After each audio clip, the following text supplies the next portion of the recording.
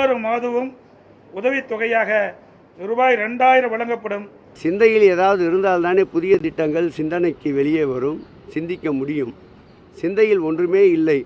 திராவிட முன்னேற்றக் கழகம் எதையெல்லாம் முன்னெடுக்கின்றதோ அதை பின்தொடர்ந்து வந்து அதில் ஒரு 10% கூடுதலாக்குவது தான் அவருடைய பணியாக இருக்கின்றது.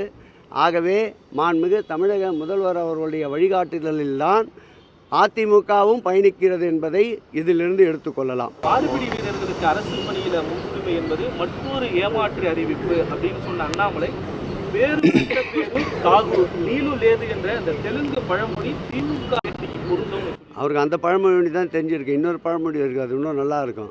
மிங்கனு மெத்துக்குலேக பார்த்தோன்னே மீசாலுக்கு சம்பங்கி அடத்தினாதான்னு ஒரு பழமொழி இருக்குது. மிங்கனு மெத்துக்கன்னா சாப்பிட்றதுக்கு சாப்பாடே இல்லைன்னும் போது மீசைக்கு எதுக்கு ஜாம்பவன்னு சொல்லி கேட்குது. அது மாதிரி எந்த விதமான பதவி இல்லாத அண்ணாமலை இதை பற்றியெல்லாம் கேள்வி கேட்கறதுக்கு உண்டான தகுதியை வளர்த்துக்கிட்டோம்.